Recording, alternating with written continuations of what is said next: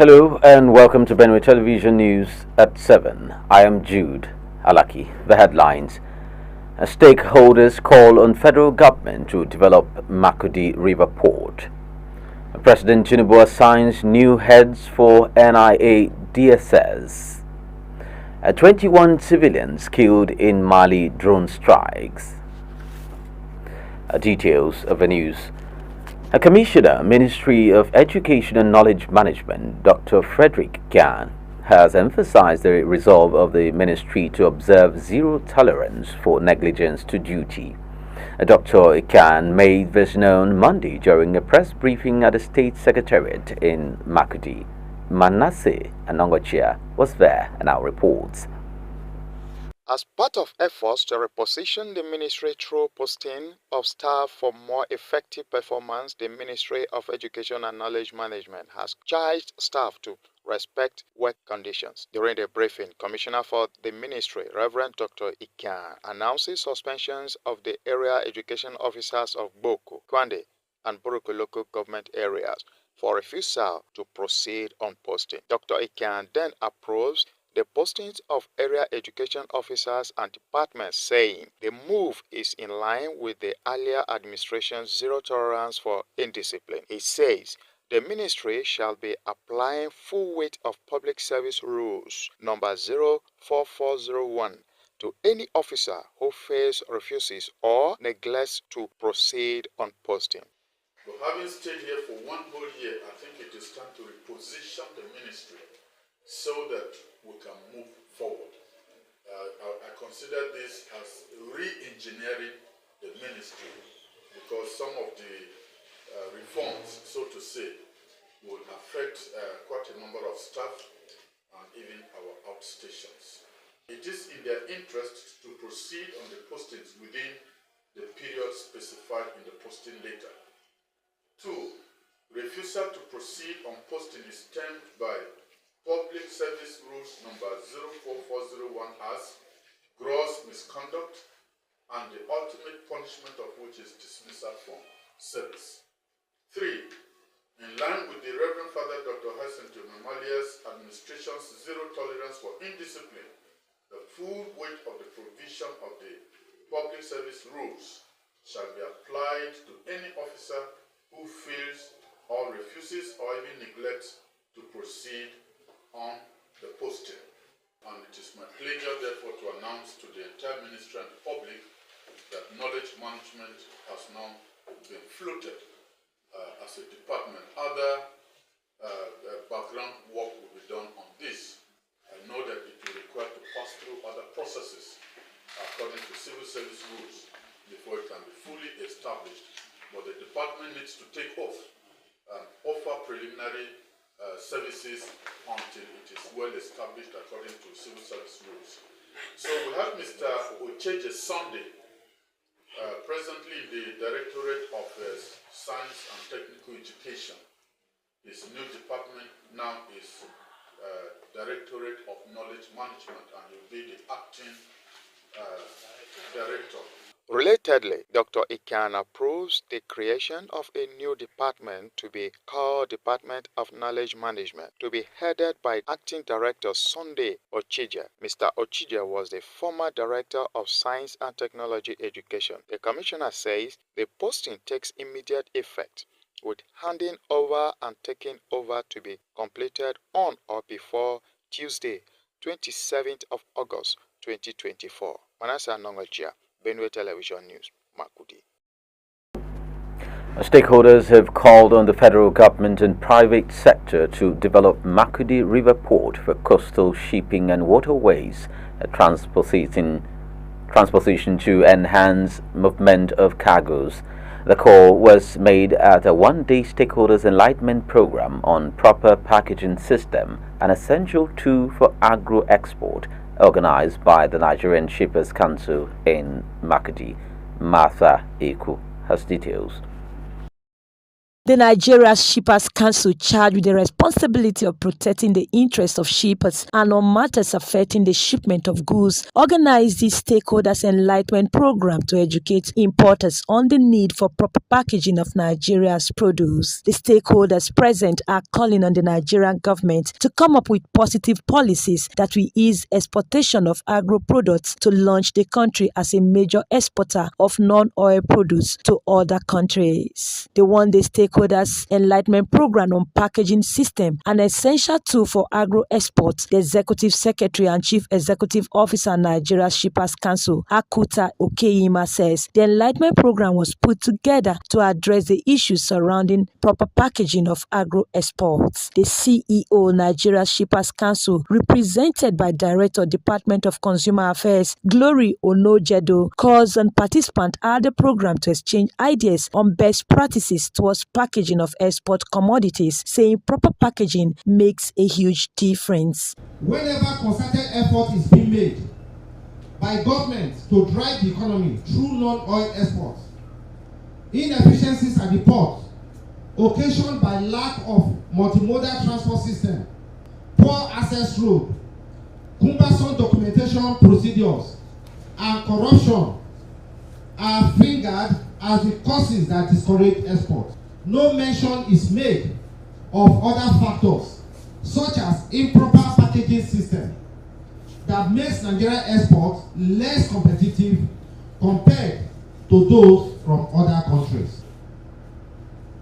As the guest speakers will soon let us know, packaging of export commodities and finished products is much more than wrapping products. It is a critical element in the export process. Effective packaging protects the integrity of goods, ensures compliance with international standards, and enhances marketability.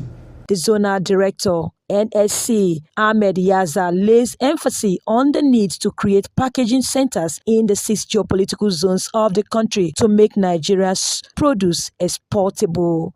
With respect to the abundant crops that we laid at their own backyard, such as sesame seed, ginger, yams, mangoes, and orange. And we wanted them to take advantage of the available resources to export for international market and to generate more revenue to the people of our state and to create more employment. We have brought in Nigeria Export Promotion Council, who has told us the ways and means how we can export, package, labeling, and importance. In a paper presentation on the role of government agencies in non-oil exports, Chief Chukwuemeka Agu, the MD on Nowana Aku Mega Vision, says government must look into creating an enabling environment for exportation of goods, especially as a social contract. Concluding his paper, Agu, among other issues, says Africa should trade among themselves to benefit from continental trade, while government must work to improve on its logistics infrastructures as well as address the lingering gridlock at the Lagos port to connect to global markets. Once we make trade easier, more trade will do what? More trade will happen. And that is the purpose of trade facilitation. It has severally been said that barrier to trade, when you create barrier to trade, you are creating barrier to development. Nigeria must improve its logistic infrastructure. That's it. Automate work processes and procedure, and seaport, and also landlord, then address the lingering gridlock. The state coordinator, Nigeria Export Promotion Council, Friday Ogiri, presenting a paper on proper packaging system, a tool for agro export, explains some of the challenges that hamper exportation of agro products. He points out lack of proper packaging as being responsible largely for rejection of exportation of products from Nigeria. This is where we are having challenge. So we are not exporting. Ghana export, we are not exporting. Because of what? Our products are not properly packaged. That's why they come to Nigeria and take yam and export it. Because Ghana is ahead of us in packaging. And every other product, even South Africa come here and take mango, process it and package it and export it in the name of South Africa. Until we understand this, otherwise we will never go anywhere in export business. In an interactive session, a Benue industrialist, Gladys Shahu, says Benue State is one of the biggest producers of non-oil exportable products, facing so many challenges, one of which is high taxation. A communique is thereafter signed and adopted by the stakeholders. Participants at the one-day enlightenment program by the Nigerian Shippers Council are drawn from the Nigerian Army, the Nigerian Navy, Nigerian Immigration Service, the RSC, the Nigerian Agricultural Quarantine Service, Nigerian Export Promotion Council, industrialists, public office holders, among others, who unanimously suggest the establishment of a domestic warehouse in Benue State where agricultural products can be stored for export. They equally recommend that government at all levels should promote processing of raw materials and value addition in order to increase their value for export and create jobs opportunity for unemployed youth. Martha Iku, Benue Television News, Makudi. Married people have been called upon to uphold the biblical virtue of love as foundation for marriages. Pastor Atom Ahura made this call Saturday in a sermon during the wedding of a Benue television staff, Dondu Gava and Vivian Akwe, at Christian Family Center, Makudi. Correspondent Matthew Ikolono has the rest of the story. Love for you is forever. This is a moment of joy and celebration for family, friends and colleagues of Mr. and Mrs. Dondo Gava as the duo enter a new phase in the journey of love. The couple proceed to the altar to perform the ceremony that will unite them as one. Officiating Pastor Reverend Aton Ahura charged the couple to make the foundation of their marriage to be love. He says, husbands, love your wives, even as Christ also loved the church and gave himself for it.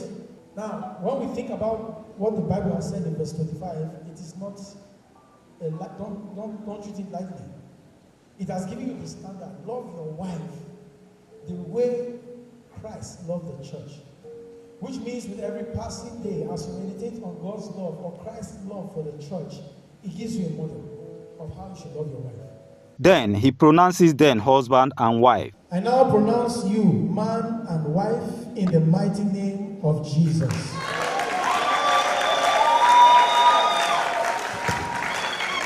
So you may now kiss the bride and do as occasion serves you. So please, give a kiss.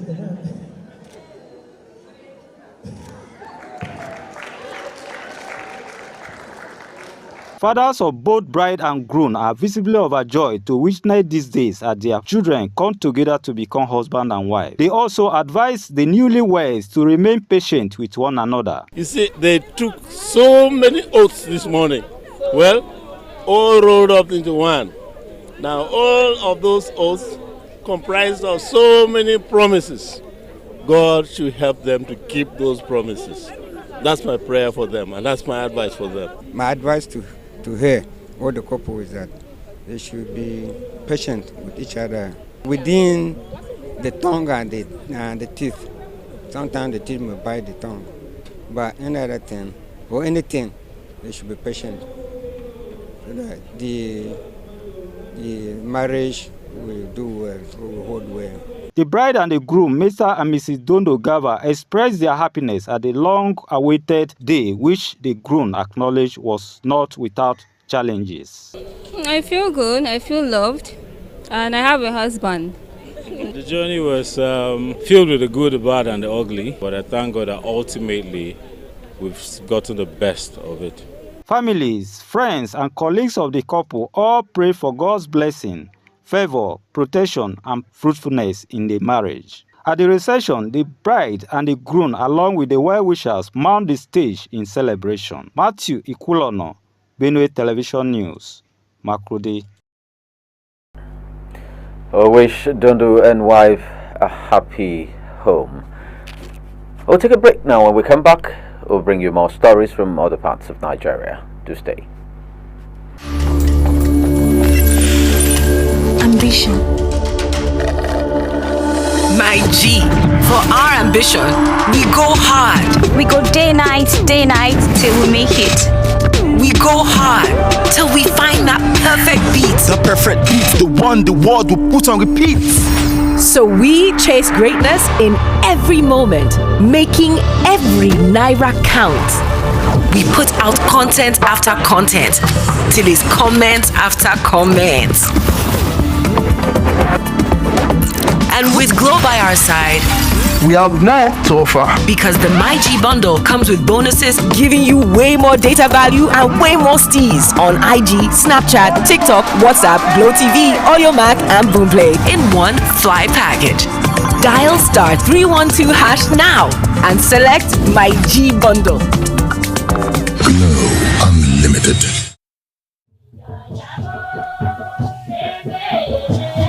Here is a special invitation. The Central Planning Committee and the good people of Benue State specially invite you to the 34th priestly ordination anniversary of His Excellency, Very Reverend Father Dr. Hyacinth Umemalia. Distinguished guest of honor, His Excellency Senator Dr. George Akume, Secretary to the Government of the Federation. Father of the Day, Chief Senator Barnabas Gamade. Mother of the Day, Honorable Mrs. Dorothy Mato. Royal Fathers of the Day are His Royal Majesty Ochiviri Professor James Ayate, Totiv, and His Royal Majesty John Eligo Dobo, the Ochidoma. Date 31st August 2024. Time 10 a.m. for Mass. Venue IBB Square, Makudi, Benue State, Nigeria. Announcers Reverend Father Tagesa Akpae, Chairman CBC, and Reverend Father Michael Melado, Chairman Media and Publicity.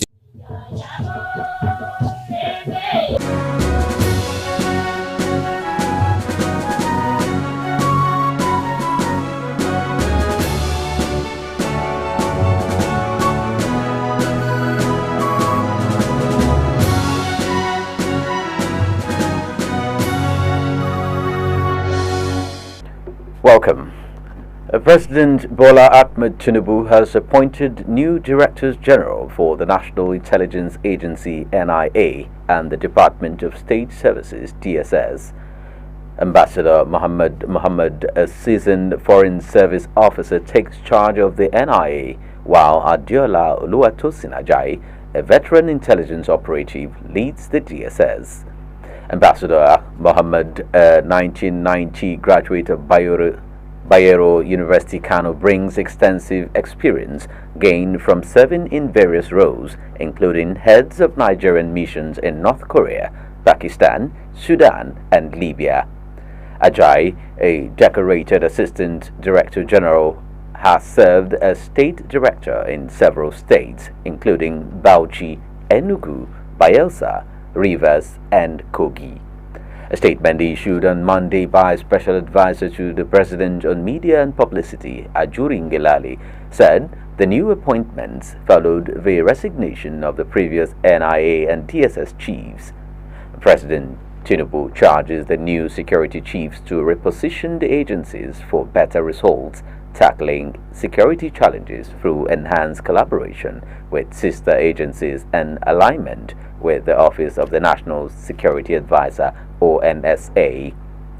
The President has expressed gratitude to the outgoing Directors General for their services and wishes them success in their future endeavors.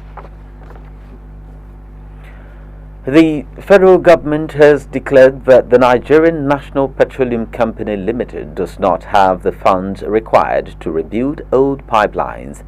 The Minister of State for Petroleum Resources, Heineken Lakpobiri, stated this at the just concluded Energy and Labour Summit 2024, organized by the Petroleum and Natural Gas Senior Staff Association of Nigeria in Abuja. Lakpobiri, while speaking about the divestment of international oil companies and the need to ramp up production, emphasized that Nigeria also needs to repair its pipelines, which is said are old, rusted, and expired. The oil minister maintained that the smuggling of fuel from Nigeria to other neighboring countries is because the NNPC imports and sells below the landing cost. On the supply of crude to Dangote and other local refineries, he expressed fear that this may suffer a setback except production is ramped up.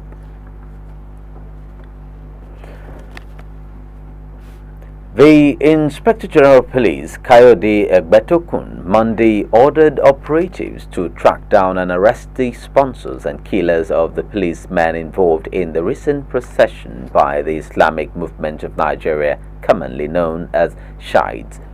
On Sunday, the police reported that Shiite members attacked its personnel during their procession, resulting in the death of 2 police officers, with 3 others unconscious in the hospital.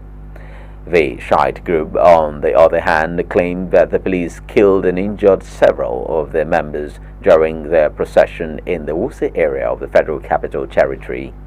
In a statement issued by the force spokesperson Muyiwa Adejobi, the IG condemned the killing of police officers while on duty, stating that those he murdered, these policemen have murdered peace. Adejobi vowed to uncover the full extent of the attack to prevent a recurrence of such events. He stated that the IG extends condolences to the grieving families and wishes the injured officers a speedy recovery. He further stated that the police require the support of the citizens to maintain law and order. Kaduna State Governor Senator Uba Sani has inaugurated a Skills Development Council for the state, emphasizing his administration's commitment to equipping citizens with the necessary skills for positions in industries and businesses attracted to the state by the government. At the inauguration, held at Sir Kashim Ibrahim House on Monday, August 26, Governor Sani, who personally chaired the council, described the establishment of the council as a clear indication of his government's resolve to address the state's skills gap effectively. Earlier in his remarks, the Executive Secretary, National Board for Technical Education, Professor Idris Bugadi, who was represented by Hosseini Muhammad, commended the establishment of a Skills Development Council and other initiatives aimed at upskilling the state's residents. He expressed confidence that the efforts would significantly reduce the challenges of insecurity fueled by poverty and unemployment, positioning Kaduna as a model for skills development in Nigeria.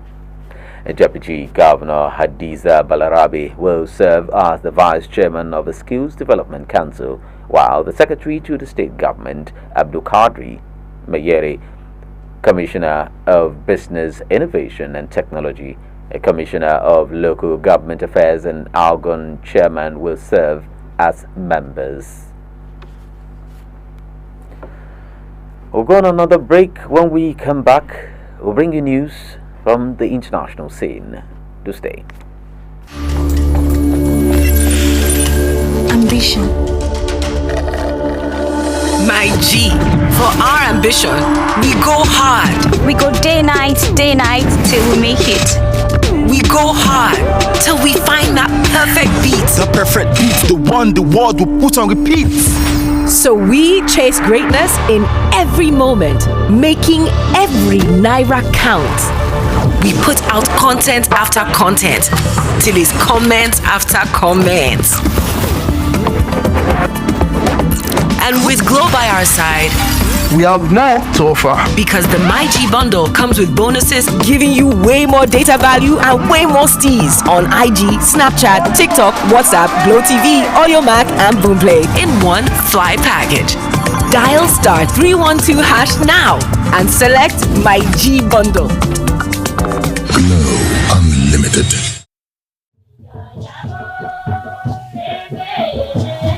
Here is a special invitation. The Central Planning Committee and the good people of Benue State specially invite you to the 34th priestly ordination anniversary of His Excellency, Very Reverend Father Dr. Hyacinth Umemalia. Distinguished guest of honor, His Excellency Senator Dr. George Akume, Secretary to the Government of the Federation. Father of the Day, Chief Senator Barnabas Gamade. Mother of the Day, Honorable Mrs. Dorothy Mato. Royal Fathers of the Day are His Royal Majesty Ochiviri Professor James Ayate, Totiv, and His His Royal Majesty John Eligo Dogo, the Ochidoma. Date 31st August 2024. Time 10 a.m. for Mass. Venue IBB Square, Makudi, Benue State, Nigeria. Announcers Reverend Father Tagesa Akpae, Chairman CPC, and Reverend Father Michael Melado, Chairman, Media.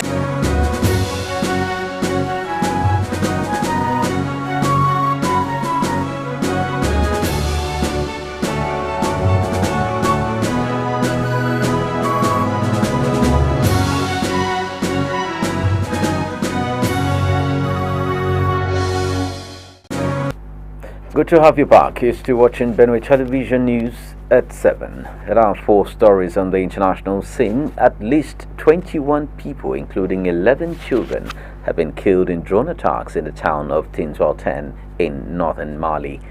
A spokesperson for the coalition of Tuareg majority groups fighting for independence in northern Mali Monday said that the drones hit a pharmacy and a group of people, leaving dozens wounded. Mali's army confirmed the drone attacks on national television, saying the precision strikes targeted terrorists. Tinsualten has witnessed air attacks before, and as recently as July, when the Tuareg-led groups claimed to have killed a large number of Malian soldiers and Russian Wagner Group mercenaries. The separatists said they killed at least 47 soldiers and 84 Wagner mercenaries in the July attacks, but the army did not confirm that death toll. After the attack, Russian Foreign Minister Sergei Lavrov stated Moscow's firm support for Mali and its army. The army has claimed that the Wagner fighters are in the country only as instructors, helping the army train. The Federal Ministry of Health in northeastern Sudan said a dam has collapsed as the country deals with heavy rainfall, leading to disastrous flood waters. The ministry said in a statement late on Sunday that the Arbat Dam north of Port Sudan had collapsed, killing 4 people in the flood waters and sweeping away homes. It added that resources had been deployed to the area to help those stranded. A report said the Arbat Dam is the main water supply for Port Sudan, the Red Sea city that became the administrative capital as fighting overtook the capital, Khartoum. The Sudanese army has been fighting the paramilitary Rapid Support Forces (RSF) since April 2023. A war that has brought mass displacement and hardship to the people of Sudan. Port Sudan and the surrounding area may face serious shortages of drinking water as a result of the dam collapse. Ukraine has asked Belarus to pull back forces that it has sent to their border amid rising military tensions between the neighbors following the Ukrainian invasion into Russia's Kursk region.